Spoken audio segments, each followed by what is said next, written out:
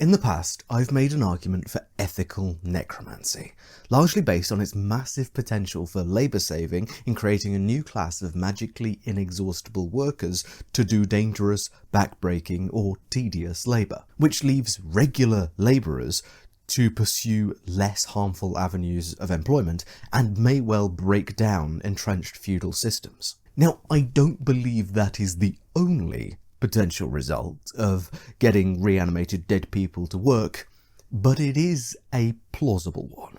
Today's question is quite different. Becoming a lich is a personal decision made by a living person, rather than a collective decision made about inanimate corpses. And lichdom is a decision that leads to the chosen person becoming functionally immortal. We will be using specifically D&D's mechanics of lichdom, partly because it's among the most fleshed out lore-wise, and partly because it's D&D's lich, which serves as the template for liches across much of modern fantasy. This doesn't make this discussion irrelevant to other fantasy media, though. The main things that need to be plugged in and swapped in those cases, if you're discussing a different world, are the specific mechanics of becoming a lich and the mechanics of maintaining lichdom. But first, we need to assess the potential social value of a society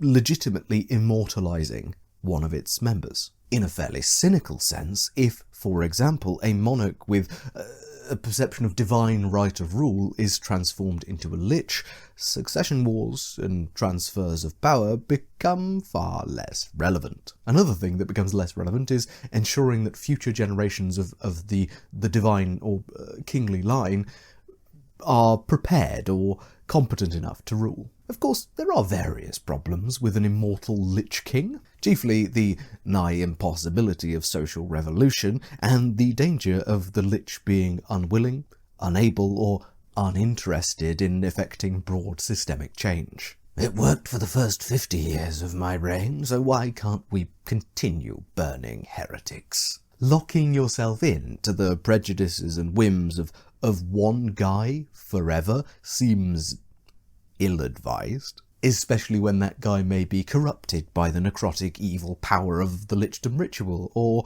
just the cynicism that tends to come with immortality. Immortalizing even your greatest leader as a lich in this way, it's not just foolish, it's unethical when you consider the constant social innovation that is endemic to a healthy society. And that's without mentioning the horrifically ethically questionable process of becoming a lich, which I suppose may not be worse than early pharaohs of Egypt having household slaves and servants slaughtered to serve them in their afterlife. But I've still not suggested a good reason why society is aided by necromantic immortalization of one guy. So let's do that first, and then we'll discuss the horror of lich transformation and maintenance. One of the great problems of history is that nobody remembers it, or rather is old enough to personally recall historical events, lifestyles, or ancient practices. It's not perfect, since memories can fade or be corrupted over time, but having an entity that needs no sustenance act as a designated chronicler and recorder throughout the ages would be a great boon. Maybe even a great boon because of the relative continuity in this one entity's thought process. It becomes easier to notice the chronicler's internal biases if you have access to millennia of their opinions, especially if you create multiple chronicling liches. But in worlds of fantasy, the safeguarding of history is often arguably less important than the safeguarding of ancient secrets and ancient magic. Frankly, if your great empire at the apex of its power isn't immortalizing its knowledge in lich-shaped time capsules, that is doing a disservice to the people of future realms who may exist long after your hubris dooms you to obscurity. Having a hopefully discerning mind who intuitively understands your greatest magical secrets, who can reform when destroyed, and effectively lives forever seems like a pretty excellent idea. Physical records can be lost, destroyed, or vandalized, or the materials or languages they're preserved on can become obsolete. As long as your record-keeping Lich stays sane and lucid, the ancient empire's secrets stay transmissible to new apprentices forever. And it's not just future-proofing either. Liches are often shown as the apex of spellcasting of their day. They have great magical power and great utility. I've discussed on this channel before at length, really, just how impactful even low-level spells can be on labour, logistics and industry. And Liches can keep casting spells at much, much higher levels every day indefinitely, as opposed to having an immortal monarch whose reliability and continuity actually become detrimental in terms of social progress. Being perpetually able to aid building efforts or provide wards in the same way that has always been done can indeed be a boon. Think of an indentured Lich more as a grand magical utility machine, reliable as long as said Lich is happy to work. Unfortunately, this progress machine is run on souls. It's time to talk about the elephant in the room. Liches are generally seen as evil abominations of necromantic will for a reason. D&D's 2nd edition Van Richten's Guide to the Lich is probably the most complete single source officially for the Lich's transformation and maintenance, so we will be using it here.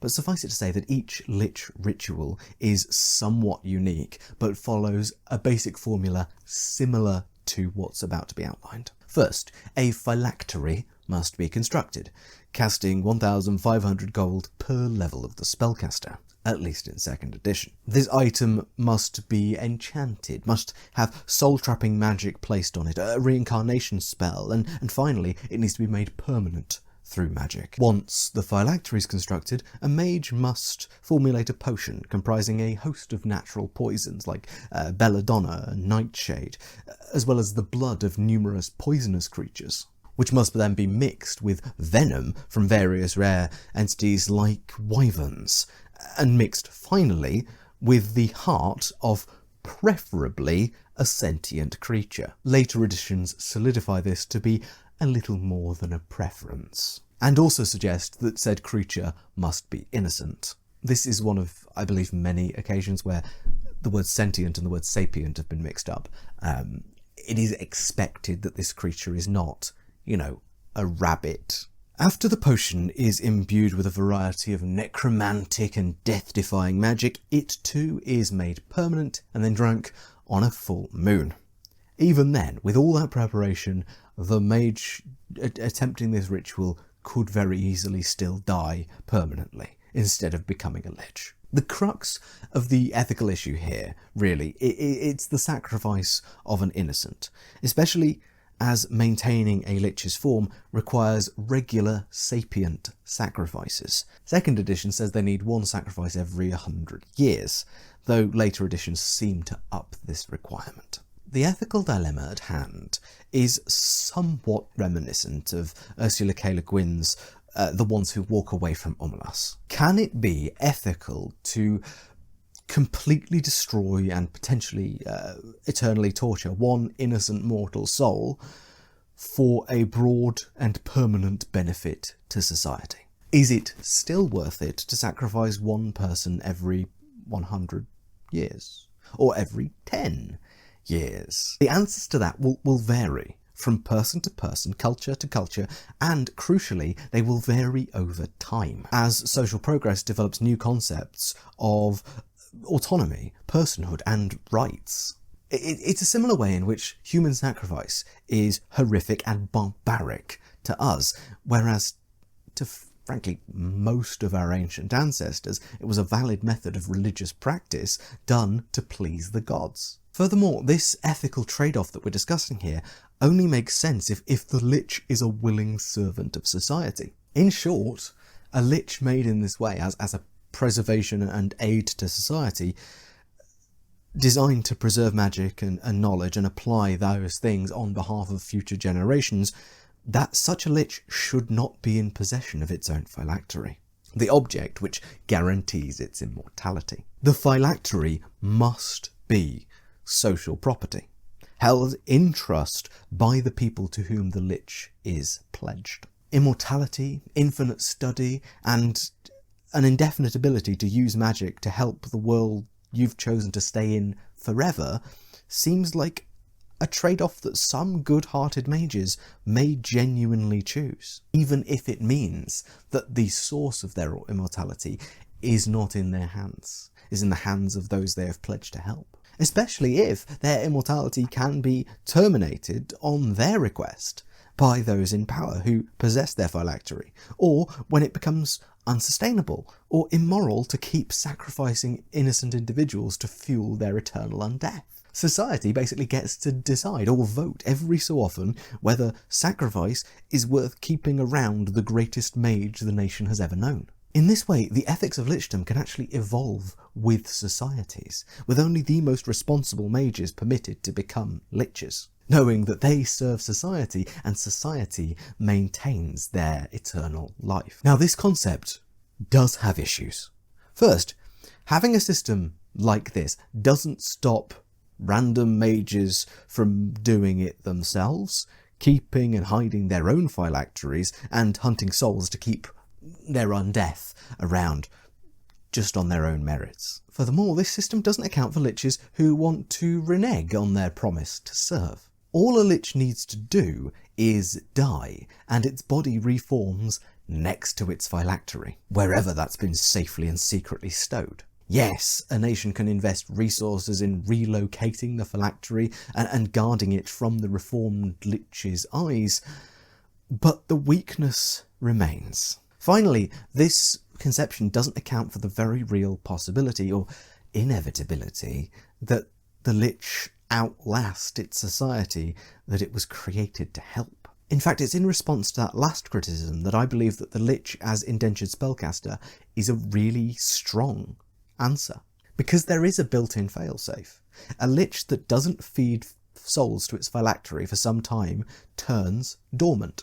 It becomes a Demilich, an entity that spends most of its time in a sort of dormant state, in the empty piece of its existence. Such a Demilich only becomes active when its resting place is disturbed. At worst, a mage who commits to ethical lichdom will find itself a guardian of wherever it is when the last feeding doesn't happen. And by transforming into a Demilich, they lose all their spells, but gain a swath of protective powers to safeguard their lair. Furthermore, I'm quoting the 5th edition monster manual here. Even after a lich is reduced to a Demilich state, its phylactery survives. As long as its phylactery is intact, the Demilich can't be permanently destroyed. The skull reforms after 1d10 days, restoring the creature to its wretched state. If it has the presence of mind to do so, a Demilich can reclaim its former being by feeding just one soul to its phylactery.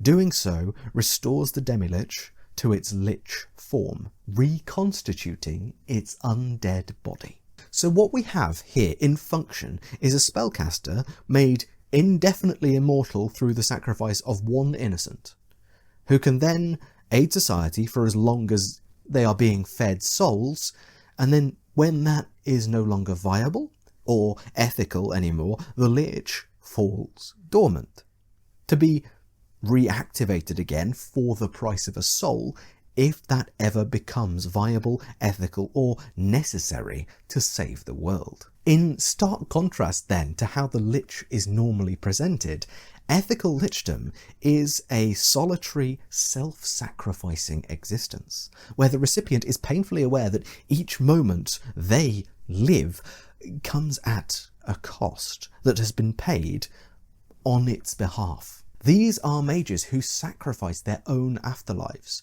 and guarantee the deaths and sacrifice of others, also that they may be called upon in times of desperate need. Because if the only way to save thousands of lives, or thousands of souls is to sacrifice one soul to the ancient protector that can just cast wish and fix everything, then that may well become a viable or preferred option. As an added bonus for taking that choice, you then get a legendary mage from your culture's history back to help for a while until they go dormant once more, set to rest as a magical skull with offerings, gifts, and reminders of the sacrifices they and the victims of their phylacteries have made over the years. This form of ethical lichdom asks every time, is it worth the destruction of a soul? And it's the changing of that answer,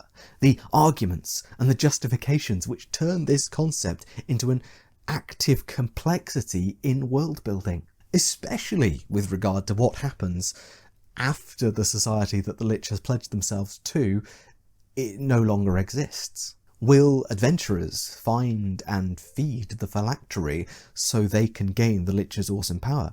Or will they destroy the phylactery and end the half-life of this ancient Demilich? Will a Lich watch his society turn unrecognisable, corrupt, or alien, and take matters into its own hands in a desperate search for its phylactery before it is doomed to rest as the Demilich evermore? Are the descendants of an ancient nation surprised when the ancient weapon that was locked up, unseen for millennia, is finally unsealed in time of great desperation and turns out to be the phylactery of a Lich, which may well capture one of their souls and restore an ancient mage to life for the first time in 1,000 years?